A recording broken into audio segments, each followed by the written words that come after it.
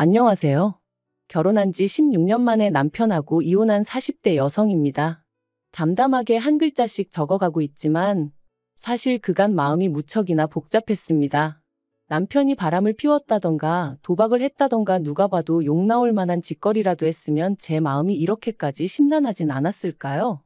정말이지 이 상황의 시작이 어머님이라는 게 우라가침입니다. 생각해보면 늘 어머님이 문제셨어요. 남편과 제 사이에서 큰 소리가 나왔다 하면 100이면 100 어머님 때문이었거든요. 남편하고는 18년 전 사촌 오빠의 소개로 만났습니다. 그렇다고 사촌 오빠랑 남편이 얼마나 가까운 친구 사이였냐 하면 그건 아니었고 사촌 오빠도 건너 아는 사람이라 했는데 뭐 회사도 좋은데 다니고 하니까 건실한 청년 같다며 자기 딴에는 아끼는 여동생인 저를 챙겨준답시고 다리를 놔준 거였죠. 아무튼 그렇게 만나게 된 저희는 햇수로 1년을 연애했습니다. 그리고 남편이 어차피 둘 다 서로 확신이 있는데 굳이 시간 낭비할 필요가 뭐가 있냐 하며 결혼 이야기를 꺼냈고 저도 딱히 거절할 이유를 찾지 못했거든요. 그래서 그렇게 지금 생각해보면 조금은 번갯불에 콩구 어먹듯 부부의 연을 맺었습니다. 결혼 당시만 하더라도 양가 부모님이 다 살아계셨고 또 양쪽 다 형편이 빠듯한 것은 아니었기에 저희 친정에서 5천, 시댁에서 1억 해주셨습니다. 참고로 요새야 반반 결혼이니 뭐니 그렇게들 한다지만 16년 전만 하더라도 그래도 그림상이라고 해야 하나 분위기가 얼마라도 남자 쪽이 더 해오는 시기였어요. 그렇지 않으면 남자 쪽은 남자 쪽대로 자존심 상해했고 여자 쪽도 여자 쪽대로 좀 껄끄러워했다고 해야 하나. 적어도 제 주변은 그랬거든요. 그리고 제가 이런 이야기를 하는 이유는 저희 친정에서 시댁보다 부족해서 돈을 덜 해주시고 그런 건 아니었다는 얘기가 하고 싶어서입니다. 추가로 제 연봉이나 남편 연봉이나 크게 차이나지 않았다는 것도 알려드리고 싶네요. 그런데 그렇게 지원을 받으면 뭐 하나요? 이제 와서 말이지만 저희 시부모님 그 1억 해주시고 정말 어지간히도 사람을 못 살게 구셨습니다. 일단 시작은 당시에 서울에서 작은 아파트 하나 사서 신혼살림 차리고 얼마 되지 않았을 때였어요. 하루는 어머님이 연락도 없이 오셔서는 난데없이 밍크가 갖고 싶다고 하시더라고요. 당신 주변을 보니까 아들 장가 가는데 1억이나 해주고 꼴랑 가방 하나밖에 못 받은 사람은 당신밖에 없다고 하소연을 하시면서 말이죠. 황당했어요. 꼴랑 가방이라고 표현하셨지만 이름난 명품이었고 게다가 신상이니 어쩌니 해서 그 당시에 300만 원 가까이 주고 사드렸었거든요. 하지만 그때는 제가 시집 온 지 얼마 되지도 않았을 때였으니 그런 어머님을 어떻게 대해야 할지 모르겠는 거예요. 그런데 그때 옆에 있던 남편이 대뜸 어머님한테 죄송하다더니 이번 주 안으로 800만 원을 보내드리겠다대요. 그러자 저희 어머님 그제서야 표정 푸시고 저한테 하시는 말씀이 당신 아들 봐서 한번 봐준다나요? 그리고 여기서 끝이 아니었습니다. 이후로도 매달 생활비를 보태달라며 적게는 30만 원 많게는 50만 원도 받아가셨고 그런 와중에 또 명절이니 생신이니 있으면 그건 그거대로 돈 달라 하시고 솔직히 저나 남편이나 주변에 비슷한 나이대 사람들하고 비교했을 때 결코 적게 버는 돈이 아니었는데도 얼마나 부담스러웠는지 모릅니다. 그러다 결혼한 지 3년차 되던 해 아버님이 폐암 판정을 받으셨어요. 하지만 남편 말로는 한때 이모님이 보험 설계사로 일을 하셨고 그때 어머님 아버님 앞으로 갖가지 보험을 많이 들어놨으니 금전적인 부분은 크게 걱정할 게 없을 거라고 했었죠. 하지만 막상 까보니까 할 말이 없었습니다. 보험은 죄다 쓸데없고 엉뚱한 것만 가입되어 있어서 실제로 도움을 받을 수 있는 건 거의 없었거든요. 그러니 결국 그 병원비가 또 다 저희 주머니에서 나갔습니다. 심지어 나중에는 염치불구하고 저희 친정에서 1,000만 원까지 빌려가면서 아버님 병원비를 댔네요. 그리고 이 부분에 있어선 남편도 지금까지도 감사하게 생각하고 있기는 해요. 어머님은 살다 보면 그럴 수도 있는 거라며 별것도 아닌 걸로 제가 유세 부린다는 식으로 말씀하시지만요. 아무튼 제가 정말 계산기 들고 두들겨 보지는 않았지만 말이 좋아 1억 해주셨지 그 1억 진작에 다 받아가시고도 남았습니다. 그래도 저희 어머님은 주신 것만 기억하지 당신이 받아가신 건 언제 그런 일이 있었냐는 식이셨지요. 아무튼 아버님이 병원 생활 2년 하시고 돌아가셨고 이후로 저희 친정아버지도 심근경색으로 세상을 떠나셨습니다. 그러면서 양가 어머님 두 분 다 혼자가 되셨고 그렇게 혼자 지내게 되셨어요. 그런데 그렇게 되고 얼마 지나지 않았을 때였네요. 저희 둘째 애가 3살 좀 넘어가면서 잔병치레가 잦아졌고 그렇다 보니 어린이집에도 못 가는 날이 많아지더라고요. 그런데 문제는 어린이집에 아이를 맡기지 않으면 제가 출근을 할 수가 없잖아요. 그때도 물론 육아휴직이니 뭐니 제도가 없던 것은 아니었습니다만 그게 지금도 눈치가 엄청 보인다죠? 하물며 그럼 10년 전에는 어땠겠어요? 그래서 고민 끝에 어머님께 부탁을 드렸습니다.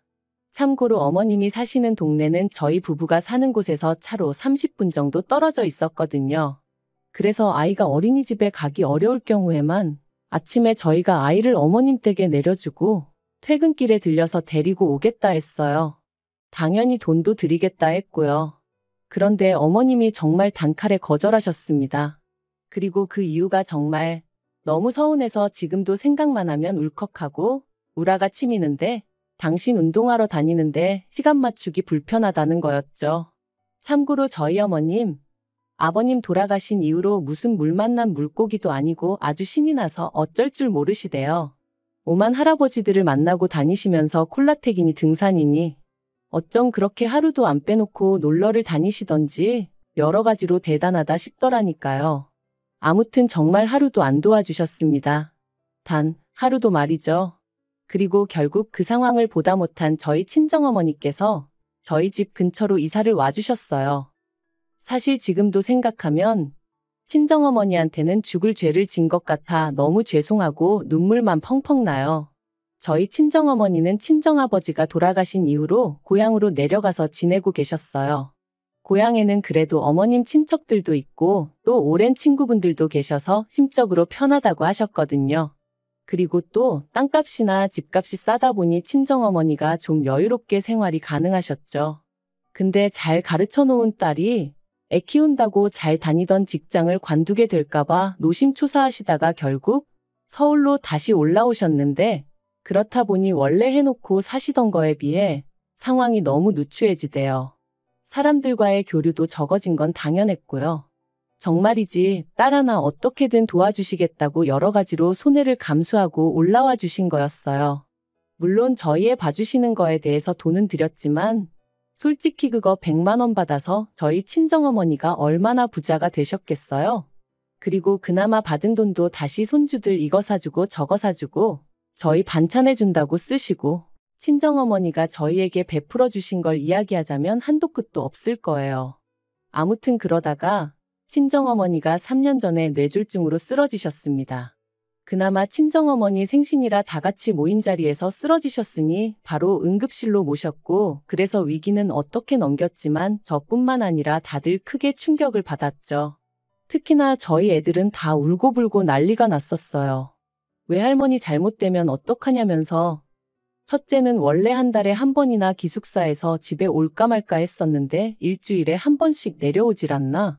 거기서도 하루가 멀다 하고 저한테 전화하고 친정어머니한테 전화하고 연결 안 되면 저더러 가서 외할머니 잘 계시나 보고 오라고 하고 둘째도 뭐 매일같이 외할머니랑 우리 같이 살면 안 되냐고 저랑 남편을 졸라댔어요. 정말이지 저희 친정어머니라서 하는 말이 아니라 정말 저희 애들을 사랑과 정성을 다해 돌봐주시고 키워주셨거든요. 그래서 결국 남편과 상의 끝에 친정어머니를 저희 집에서 모시게 되었습니다. 마침 남편이 그 무렵 지방에 발령이 나면서 서로 불편할 일도 없겠다 싶기도 했고요. 남편은 어디 가면 꼭 마치 자기가 무슨 장모님을 모시고 산 사람 마냥 합가라고 표현을 하지만 저는 지금도 그 표현이 가당치도 않다고 생각합니다. 지방 발령을 받은 후 남편은 기숙사에 있는 첫째보다 더 낮은 빈도수로 집에 왔었고 그래서 친정어머니가 저희 집에 들어오시고 1년 만에 돌아가셨는데 그때까지 실제로 한 집에서 부딪힌 건 10번이 채 안 됐거든요. 그리고 저희 남편이 집에 오면 뭐 얼마나 살뜰히 저희 친정어머니를 챙겼냐 하면 그것도 아니었어요. 오히려 저희 친정어머니께서 사위 혼자 고생하다 왔다며 그 와중에도 상다리가 부러지게 한상 차려주시고 그랬죠. 그리고 남편이 뭐 이혼하게 된 마당에 이런 표현도 웃기지만 그런 부분에 있어서는 지금도 감사하다고 말은 해요. 다만 저더러 한다는 소리가 자기 어머니한테도 저희 친정어머니처럼 애들하고 가까워질 기회를 줘야 할 거 아니냐는데 저는 충분히 드렸다고 생각하거든요. 그 모든 기회를 차버리신 건 어머님 본인이시고요. 이런 이야기가 나오게 된 건 얼마 전에 있었던 어머님의 폭탄 선언 때문입니다. 친정어머니가 돌아가신 지 1년도 안 되었는데 어머님이 이제 당신 차례라며 합가를 하자고 하셨거든요. 그리고 그 이유가 정말 어이가 없었습니다. 원래도 저희 어머님은 당뇨에 고혈압에 난리도 아니셨는데 매일같이 놀러 다니시며 술 드시고 고기 드시고 한마디로 하나도 관리를 안 하셨어요. 그랬더니 이제 언젠가부터 몸이 예전 같지 않다면서 앞으로는 며느리가 해주는 밥 먹고 며느리가 빨아주는 옷 입고 그렇게 지내셔야겠다는 거예요. 어쩜 그렇게 한마디 한마디 어이없는 소리만 골라 하시던지 저 정말 하마터면 코웃음을 다 칠 뻔했다니까요. 그래서 제가 그런 말씀 마시라고 저 어머님하고 같이 못 산다 했습니다. 옛날까지 거슬러 갈 필요도 없다고 저희 친정어머니 병원 검사 가는 날이라 그날만이라도 둘째에 좀 챙겨달라 부탁드렸을 때 어머님 뭐라고 하셨냐? 왜 니네 엄마는 자기 몸뚱아리 하나 관리를 못해서 여러 사람 피곤하게 하냐고 하지 않으셨냐? 제가 그런 소리까지 들었는데 이제 와서 어머님 수발을 들고 싶겠냐고 못한다 했죠. 그랬더니 어머님이 그때는 당신도 다 당신 할 일이 있었는데 제가 무턱대고 들이대니 기분이 나빠서 그런 소리가 나왔다며 그게 진심이었겠냐? 너는 사람 말을 걸러들을 줄도 모르냐? 그래서 그걸 어떻게 걸러듣냐고 받아쳤어요. 한마디 한마디가 비수가 돼서 여기 가슴 한복판에 탁탁 내리 꽂혔다고. 그러니까 저한테 밥 얻어먹고 사실 생각은 꿈에도 하지 마시라 했죠. 그랬더니 이제 남편이 난리가 났어요. 저더러 아무리 그래도 그렇지 어떻게 어머님한테 그런 소리를 할 수가 있느냐면서 자기 입장에선 장모님 모시고 살 때 군소리 안 했는데 저는 왜 이러냐고 너무한 거 아니냐대요. 그래서 당신이 우리 엄마한테 밥을 한번 차려드려 봤냐? 우리 엄마 양말을 한번 빨아드려 봤냐 했습니다. 한 집에만 있으면 모시고 사는 거냐고 말도 안 되는 소리 좀 하지 말라 그랬죠. 그리고는 막말로 우리 엄마는 진짜 환자였고 그래서 얼마나 오래 버티실지도 모르는 상황이었지만 어머님은 뭐 죽을 날 받아놓으셨냐 했습니다. 내년에 돌아가시는 거면 모를까? 막말로 10년이 될지 20년이 될지 모르는데 내가 미쳤다고 모시냐고 못한다 그랬죠. 그랬더니 남편이 저더러 미친 거 아니냐면서 아무튼 결국 서로 고성이 오갔고 주먹만 오가지 않았지 피 터지게 싸운 거나 마찬가지였어요. 그리고 아무리 이런 상황을 숨기려고 해도 결국 애들도 다 눈치를 챘더라고요. 그런데 애들이 대번에 저희 남편더러 하는 말이 자기들은 할머니랑은 같이 못 산답니다. 불편해서 못 지낸다고 그렇게 할머니가 걱정되면 아빠가 할머니 댁으로 가 그러는 거예요. 그러니까 이제 남편이 더 크게 화를 냈어요. 니들이 뭔데 나더러 내 집에서 나가라 마라 하느냐면서 키워줬더니 배은망덕하네 어쩌네. 할머니가 없었으면 니들이 이 세상에 존재를 했겠냐 어쨌겠냐 하면서 생색 낼 게 없어서 낳아준 걸로 생색을 내냐 한심하다 싶었죠. 그러니까 애들이 아빠랑은 말이 안 통한다면서 지들 방으로 쏙 들어가 버렸어요. 그리고 보통 이렇게 애들하고 남편하고 부딪히면 그래도 결국 제가 나서서 좀 다리가 되어주곤 했거든요. 그런데 이번엔 그러기도 싫대요. 뭐 솔직히 애들이 틀린 말을 한 것도 아니잖아요. 아무리 할머니랑 손자 사이라지만 어느 정도 서로 좀 정도 있고 그래야 같이 지낼 수 있지. 할머니라고 해도 어쩌다 명절이나 애들 생일 때 돈 10만 원 쥐어주신 게 전부인데 애들 입장에서 거기서 할머니의 정을 느꼈으면 얼마나 느꼈겠어요. 아무튼 그래서 이후로 애들이 남편을 본체만 체하던데 저도 그러던지 말던지 냅뒀습니다. 분명 올바른 가정교육은 아니었지만 남편이 너무 꼴보기가 싫으니까 제가 뭐라고 하기도 싫더라고요. 아무튼 그런 와중에 저희 어머님이 기어이 당신 짐을 싸들고 저희 집에 오셨습니다. 저희 친정어머니가 돌아가시기 전까지 쓰시던 작은 방에 당신 짐을 푸셨고요. 그리고는 그때부터 본격적으로 저를 잡기 시작하시대요. 집안이 왜 이렇게 우중충하냐? 반찬이 이게 뭐냐? 빨래를 왜 매일 안 하냐? 솔직히 제 입장에선 기도 안 찼습니다. 어머님이 살림을 얼마나 똑부러지게 하시던 분도 아닌데 그렇다고 제가 무슨갓 시집온 새색시도 아닌데 말도 안 되는 꼬투리를 잡아대시니 환장할 노릇이었죠. 그래서 결국 남편에게 우리냐 아니면 어머님이냐 둘 중 고르라 했습니다. 그랬더니 저더러 미쳤냐고 고르긴 뭘 고르냐면서 저만 좀 양보하고 이해하면 다 잘 지낼 수 있는데 제가 일을 크게 만든다대요. 그래서 결국 절이 싫으면 중이 떠나야지 하는 마음으로 제가 나가겠다 했어요.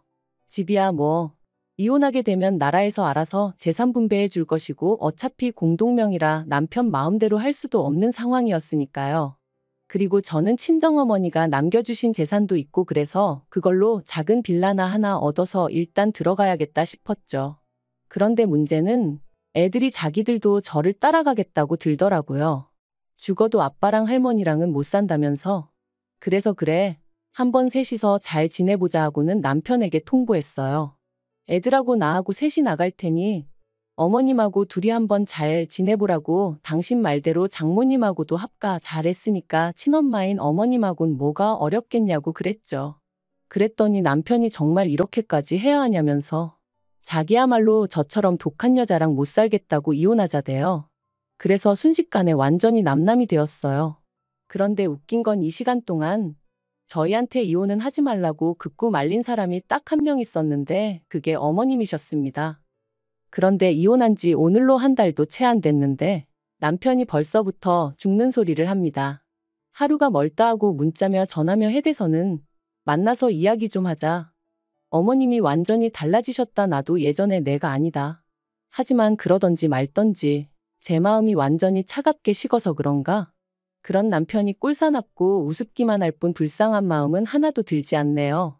게다가 듣자 하니 어머님이 그간 그렇게 합가하려고 애를 쓰셨던 이유가 매번 당신 죽으면 집은 저희 줄 거라며 거들먹거리셨는데 그 집이 전세도 아니고 월세였더라고요. 사귀던 할아버지가 있었는데 그분한테 잘 보이려고 비싼 골프용품을 어지간히 사다 바치셨던 모양입니다. 그 할아버지도 그 연세에 재혼을 미끼로 저희 어머님을 꼬여내셨던 모양이던데 뭐라 할 말이 없더라고요. 남편도 그 이야기를 하는 내내 속 터져 미치겠다고 울분을 삭히지 못했고요. 아무튼 뭐 그러니 이제 그나마 월세 내는 것도 빠듯해서 저희 집에 들어오려고 하셨던 건지 솔직히 그 속이야 어머님만 아시겠죠. 저는 이제 관심 없어요. 남편한테 그간 못한 효도한다 생각하고 어머님한테 잘해드리라 한마디 했고 마음 같아선 핸드폰 번호도 바꿔버릴까 했지만 애들 때문에 그건 현실적으로 좀 어렵겠더라고요. 어떻게 마무리를 해야 하나 싶은데 이렇게 사는 사람도 있습니다. 하늘에 계신 친정어머니가 이혼해서 졸지에 혼자 애 둘을 키워야 할 딸을 보면 마음이 얼마나 아프실까 싶지만 그래도 또 한편으론 그런 친정어머니가 절 지켜봐 주실 거라 생각하니 용기가 나는 것 같네요. 보란듯이 잘 살아볼게요.